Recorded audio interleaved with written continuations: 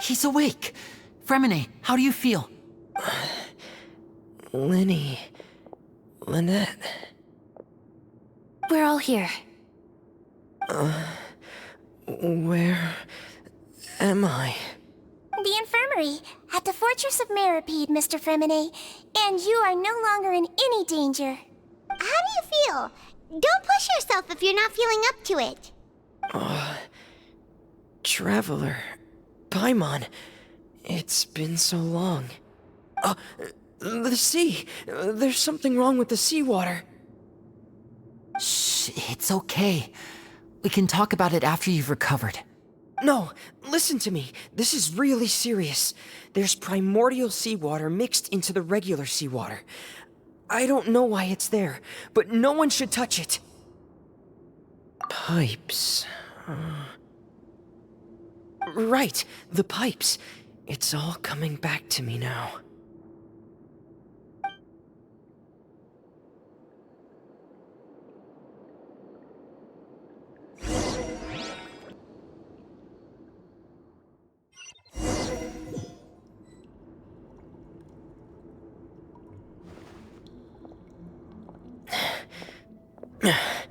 I'm in. Seems like this pipe hasn't been used in a long time. It looks abandoned.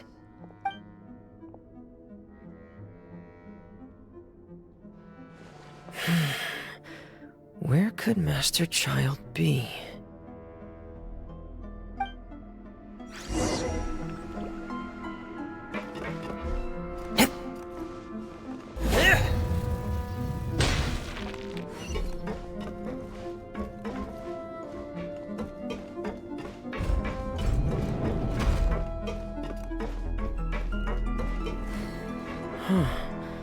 This mechanism looks like it's been tampered with.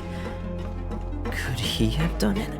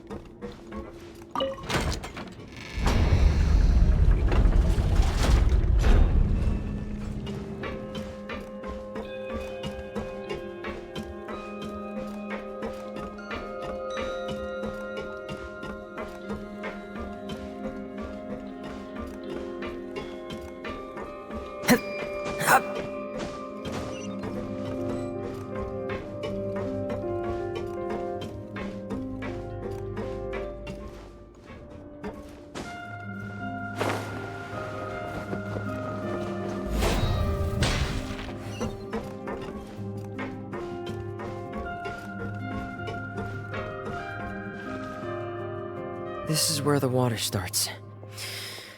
Okay. Master Child probably dived into the water. I'll go take a look as well.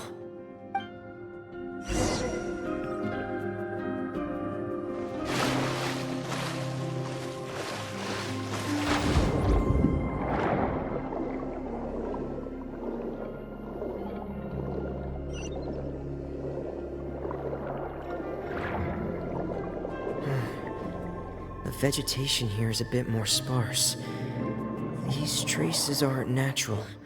A person must have left them, and recently.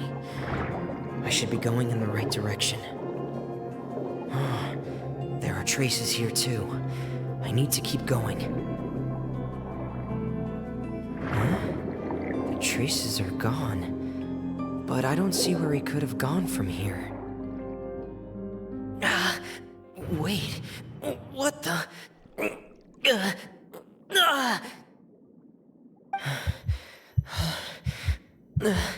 My heart is racing, and it's getting harder and harder to breathe. What's going on? No good. I have to get back. They still don't know anything about what's going on.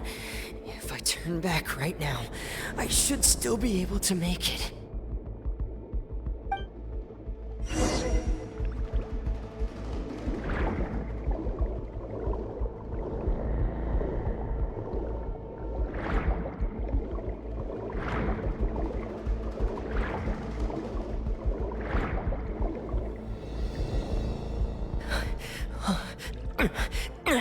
I can't die here.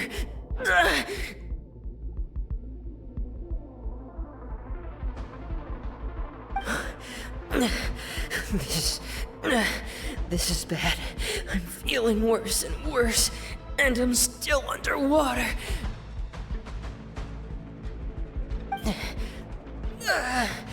I have to push on.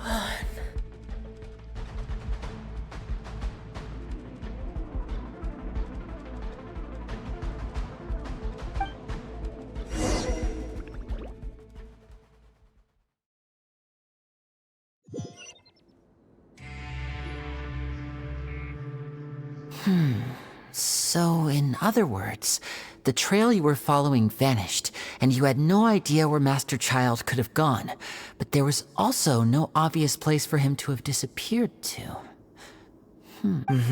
That's right. I tried my best to swim back, but I had already put some distance between myself and the fortress, and I just couldn't find the strength to keep going. I probably passed out some time after that, and you know the rest. Miss Clarande brought you back, but we also don't know why she just suddenly appeared at the fortress, or why she went out to save you. Miss Clarande, you say? I must go thank her in person. You're still too weak, Freminet. You can go after you've had some more rest. Miss Lynette is right. I believe Miss Clarande will stay here as a guest for another few days, so there's no need to hurry. A guest? Then I can assume Risley was the one who invited her to come down here? You should ask His Grace about that. He'll be able to explain better than me. Yeah, it's about time he actually told us what's going on. Wanna come with us, Lenny? No, please go on without me. I don't want to leave just yet. Lenny. The logical part of my brain is aware that we're safe right now, but I still can't bring myself to leave. Both of you are just in danger. Understood. Then let's just sit together for a while. In that case, I'll leave the infirmary to you. The Traveler and I are going to head out for now. As long as you stay in here, I don't think you'll be disturbed. Thank you.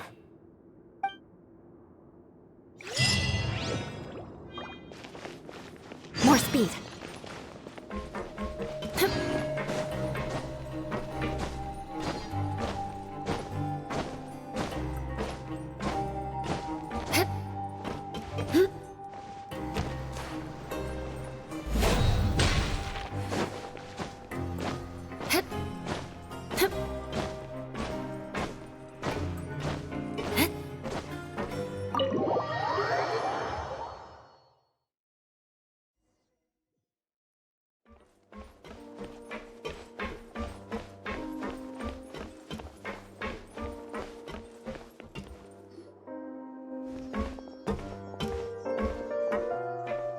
Excuse me! I take it Mr. Freminet's condition has stabilized? Of course! I wouldn't have left the infirmary otherwise. I've been expecting those two, but might I inquire as to the purpose of your visit, Miss Sejuani? I wanted to check up on Miss Clarande. How are you feeling? Mostly fine, I think. If you don't mind, I'd like to perform another quick physical exam. It'll just take a few minutes. All right. Thank you for looking out for me. I'll take my leave for now, then. Well, want to explain yourself, Risley? Of course. but I'm not partial to the word choice of explain. How about enlighten? Where should I begin? How about you start by asking me any questions you have? You can start with whichever one you'd like to get answered the most. Then Paimon will begin. Did you know about Lenny's goals from the very beginning? No. I just knew they were Fatui operatives sent to the fortress by the Knave. As for their specific goals, I only figured those out as you made progress on your investigation. You managed to monitor and stay ahead of them even though you didn't know what they were trying to do? They came here with ulterior motives. I'm quite adept at discerning what that kind of behavior signals. Initially, I thought their goal was just to investigate Child's disappearance. Linny suggested that I had deliberately let him escape, but in truth, I didn't really do anything special to help or hinder him while he was here. Everything he did, from finding helpers to leaving this place, he did on his own. Of course, it's inevitable that the Knave would make a big deal out of her fellow Harbinger's unexplained disappearance. I'm also quite curious about where that Harbinger went, so I figured I might as well let the Fatui do their own investigative work. All I care about is the answer. So you were hoping Lenny's group would just do your work for you! You make it sound like that's a bad thing. Unfortunately, things didn't go as planned. I assume that Fremine has told you already, the ratio of primordial seawater around the fortress of Meripede is on the rise.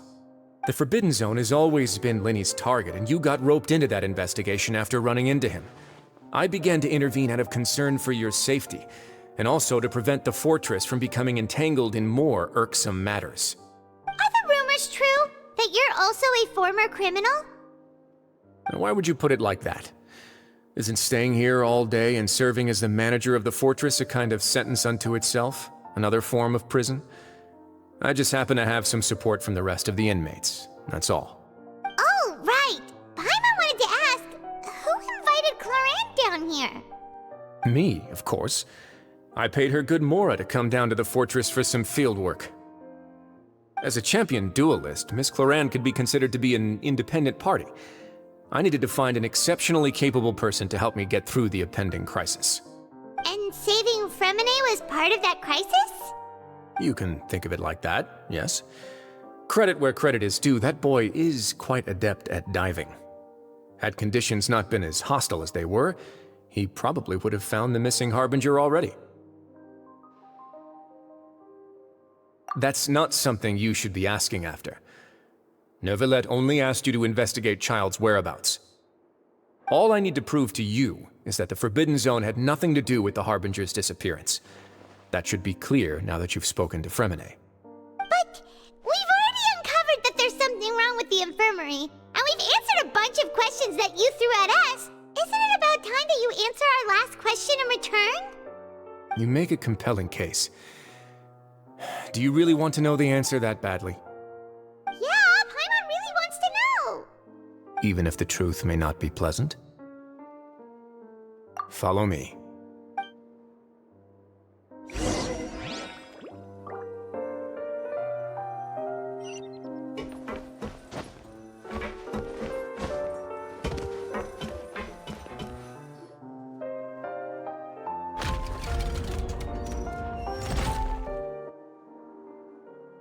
There's a hidden door here?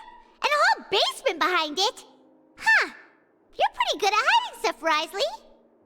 It seems you've forgotten just what kind of place the Fortress of Meripede is.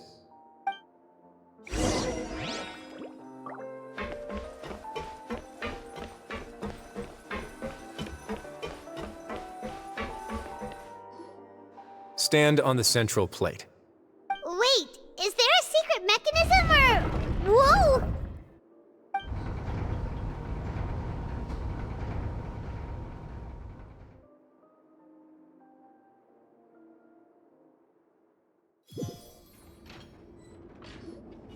So, this is the Forbidden Zone? Honestly, for a place so well hidden, Paimon sure doesn't see anything special. What a huge door! There are 3 such isolation gates in total. Generally speaking, I'm the only one who's allowed to go inside. Hence the name Forbidden Zone. Am I correct to assume you're going to run on back and tell your little Fatui friends everything? Well, Paimon wasn't thinking of keeping anything from them. Well, I'd advise you wait until you've seen the whole truth of this place for yourself before deciding whether or not to tell them.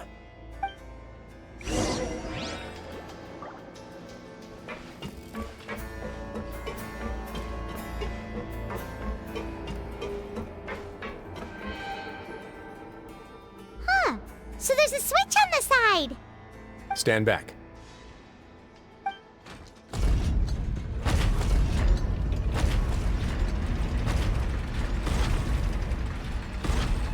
Whoa!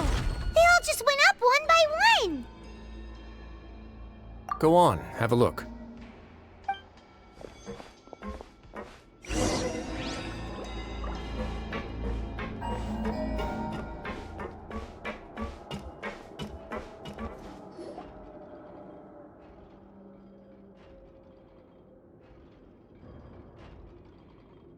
I've been interested in what lies beyond that gate ever since I assumed leadership of the Fortress of Meripede. Of course, it would be unwise to recklessly open it, but it'd also be risky and negligent to simply ignore any potential danger that could be behind it. The readings on that dashboard have not budged since the day when I first laid eyes on this place. But over the past year, the needle has crept upwards from its original position, likely because some parameter it's been tracking has changed, if only infinitesimally. Normally, I would have ignored it, but I happened to have some free time when I noticed it, so I investigated. Any guesses what the reading could be tracking? Very reasonable guesses. I've considered both of those as well. Unfortunately, our dashboard is tracking something less ordinary.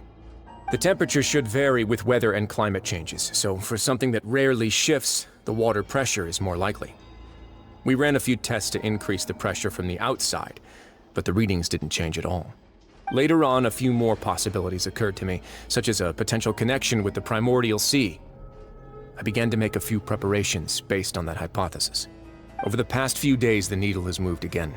With that, and the symptoms that Fremine displayed after leaving the fortress, I can now confidently conclude that the readings represent the concentration of primordial seawater in the seawater nearby.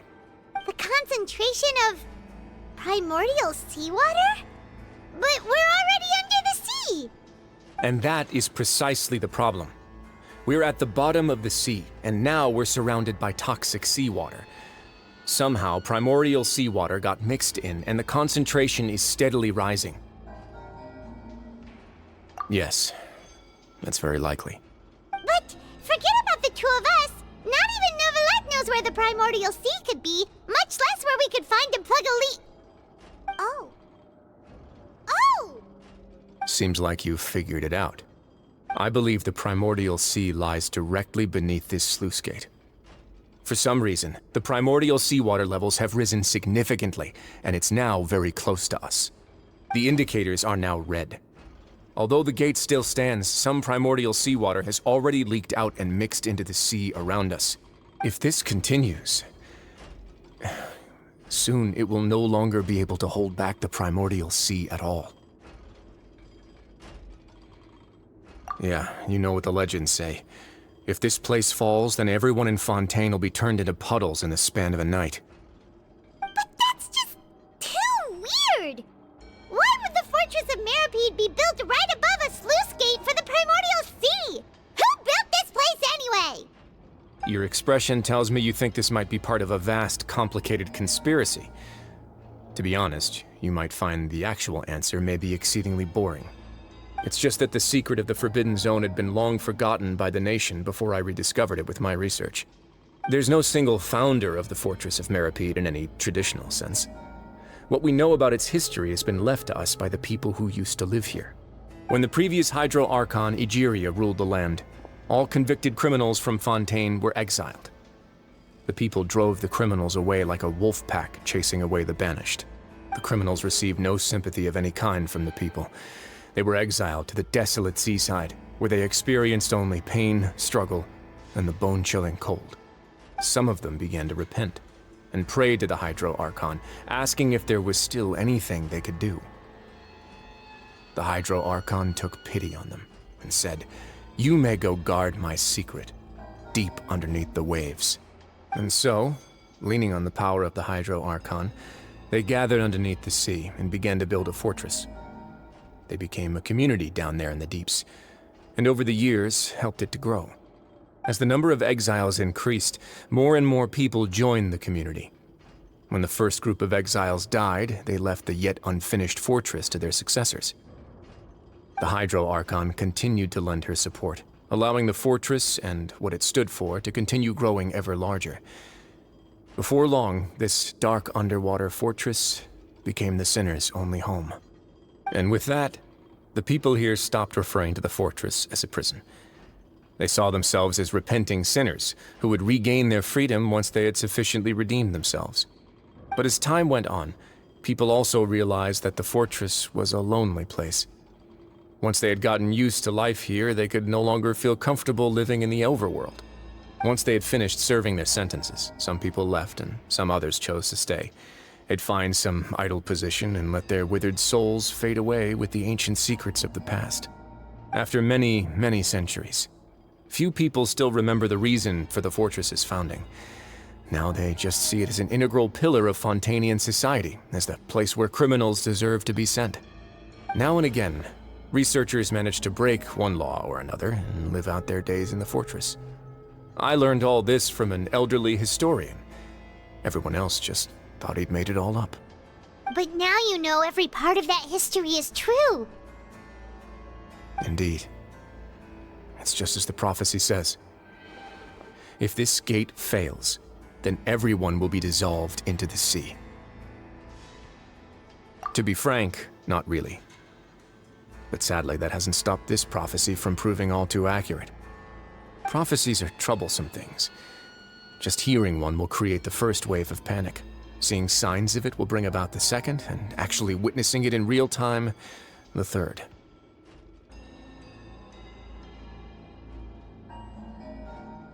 Let's go somewhere else. I want to show you something.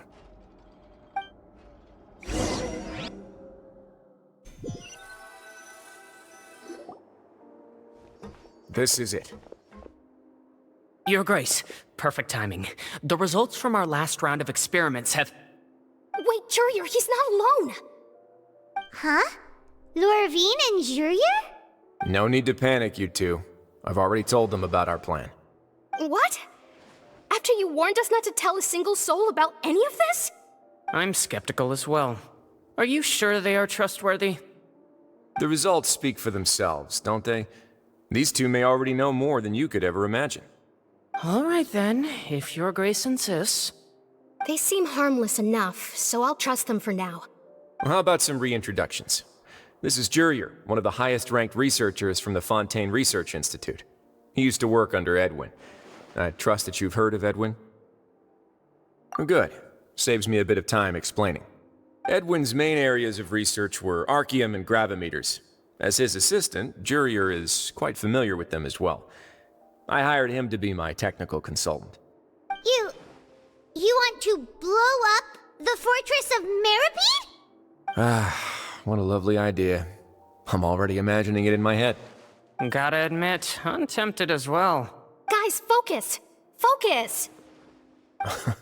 That taskmaster over there is Miss Lorvine, and is also one of my technical consultants. While Jurier used to be Edwin's assistant, she used to be Jurier's assistant. Ooh, are they together? See, everyone keeps asking this question. Are you too sure you're not a couple and just using your work as a convenient cover? Your Grace, I am not in a relationship with this man. If I dated her, I'd officially be madder than Edwin. Jeez, forget I said anything then. Follow me. Whoa, there's another door that goes right up. Your constant amazement makes it seem like the fortress can do anything. But Paimon really thinks everything's super cool. Well, let's spice it up a bit.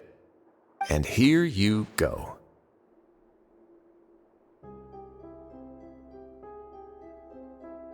What a huge a production zone that Paimon's never seen before. What's going on? How much do you know about Fontanian history? Not much at all. Well, then maybe you haven't heard the story of ancient Lemuria. To give you a quick rundown, Fontaine used to be ruled by the Lemurian dynasty. According to legend, the Lemurian king Remus came to this land after being inspired by divine revelation and found the seer Sibila, who had taken on the form of a golden bee. Taking the golden bee with him and riding on a huge ship, the Fortuna, he created his nation above the surging waves. He called his nation Lemuria and used the Fortuna to incessantly search for new tribes and islands, calling on them to join his empire. There's a ship in this story too? Where there's water, there'll be ships. People believe that hope can always be found at the end of a voyage. Do you believe that too? To a point, I think. As you've already seen, I have a whole factory's worth of labor, materials, and technology at my disposal. Certainly can't hurt to give it a try. So the moment I began to speculate that the primordial sea might lie underneath the gate, I also began this project. Were you inspired by the legendary Fortuna? Maybe. Fontanians need something to hold on to cope with the impending disaster. Were the workers to find out the truth behind this ship, riots would destroy the fortress faster than any catastrophe. As the fortress's administrator, I'd never make such a reckless call. Alright, that's enough talking for now. I'll need another 3 cups of tea to soothe my throat. Do you have any other questions? Seems like you're good. Come on, I'll take you back.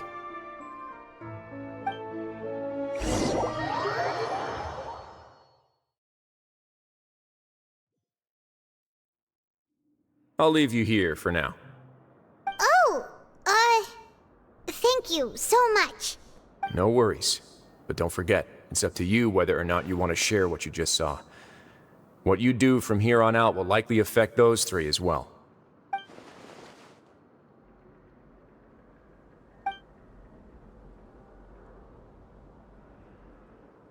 Yeah, we'll put a lot of thought into it for sure. Great. I look forward to what happens next.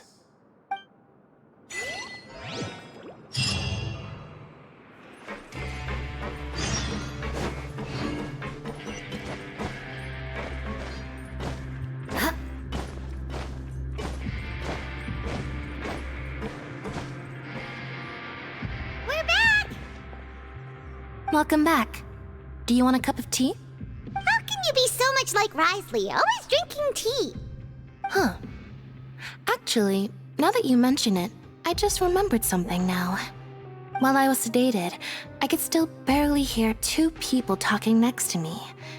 They were discussing everything, from the leaves to the water and even the teacups themselves. Must have been Risley and Sijwin. Yeah, I heard 1 male voice and 1 female, so it should have been the 2 of them. They really were just talking about brewing tea. I really can't make sense of this place. So, Traveler, Paimon, were you able to learn anything from Risley? Yeah, he explained everything. Very well. Then, would you mind checking your answers against my speculations? Yeah, I took the time to rest, so I'm feeling a lot more relaxed now. Nobody else is around, and Miss Sijwin is also busy with something or other. So let's just talk here. All right, then I'll posit my theories. I asked myself 3 questions. Firstly, why was Fremine affected by the primordial seawater? It was because he dove into the sea. My theory is, the long-lost primordial sea is probably very close to the fortress of Mirapede. Ooh, he's good. He got that right on the first try. That's our Linny. Secondly, Risley's attitude changed dramatically during the course of our stay here. He ignored us completely at first, then suddenly roadblocked us. I spent quite a long time thinking about this.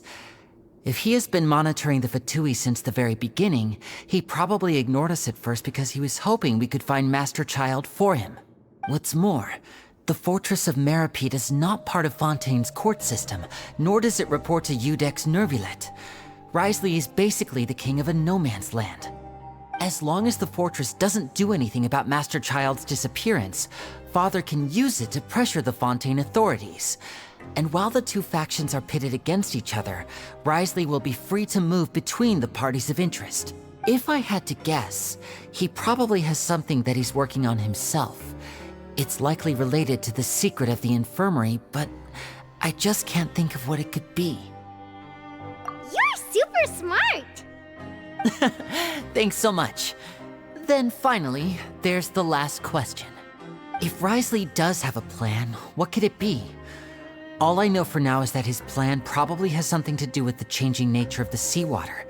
He's even gotten Cloran to help him out. That can't be the full extent of what he's doing. There's probably a secret passageway behind the block in the infirmary, and there's something big in the fortress that most people here never get to see. He has a bargaining chip, and it could be important enough for Father to deal with him directly. I don't have enough information, so I have no idea what his chip might be. But let me guess. You have the last piece of the puzzle.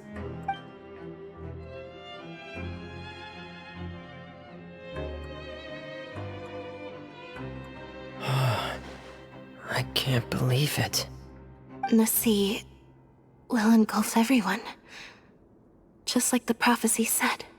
Could Wriothesley have wanted to meet Father to figure out a way to deal with this crisis?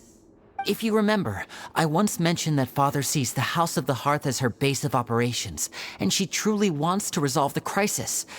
But how could Wriothesley have known that? Or perhaps he didn't know and just wanted to bring Father over to his side? Which could be why he said he just wanted to negotiate. Yeah, that makes sense to me. I understand your concerns as well, Traveler. I'll figure out a way to pass this on to our father. No matter what, we're on your side. The two of you have already aided us far too much. We probably wouldn't be standing here right now if not for you. If you ever need anything else going forward, please come to the House of the Hearth at any time. Though you may not share the sentiment, after all that we've gone through together, the three of us basically see you as family now. You have my gratitude. Thank you for protecting Linny when it really mattered. And thank you for sharing the secrets of the fortress with us. We didn't think you were going to do it. Why are you being so formal all of a sudden? Given your strength, you might not need our help at all. But if you are ever in danger, we will try our best to protect you. Aw, the sound of that makes Paimon feel all warm and safe inside.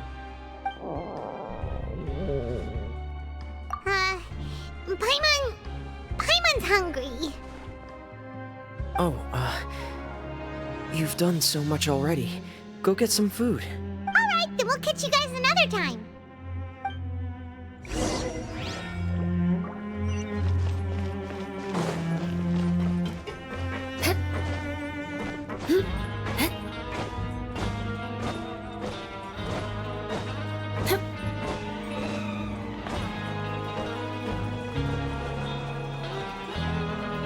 It's time for dinner.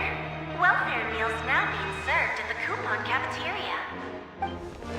Come on, let's go pick up ours as well. Traveler and Paimon, over here. Are you here for dinner too, Miss Sijwing? And I'm taking the opportunity to prepare Miss Cloran's dinner as well. Huh. You're right. She's actually sitting in the fortress cafeteria. What would you like to eat? Yep, you can. I've already talked to our chef, Mr. Wolsey. It's all on me today, so you can get whatever you'd like. Me too! Don't forget Paimon! No problem. Just leave it to me.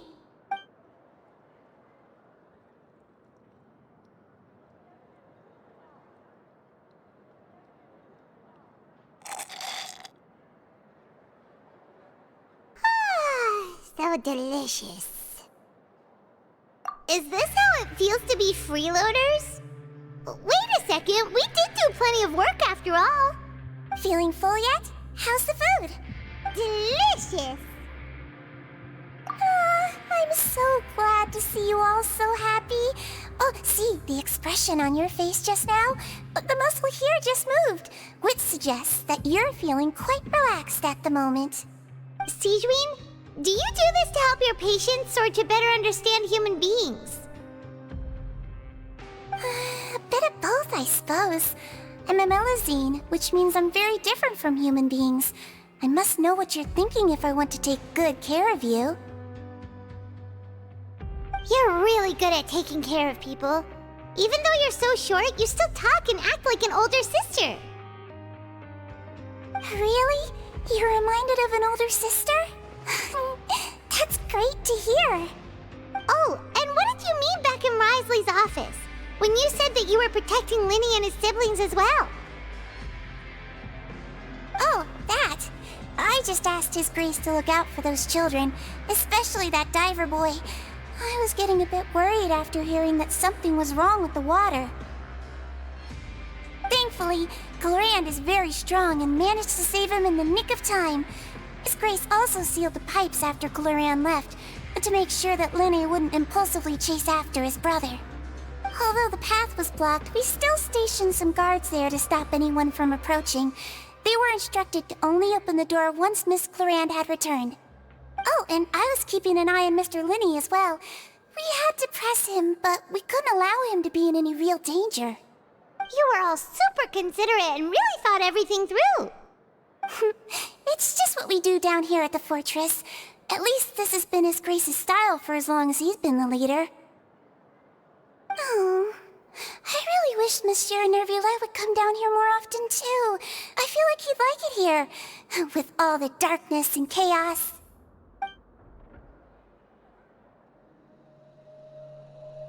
Get a good night's rest, you two. You both worked very hard.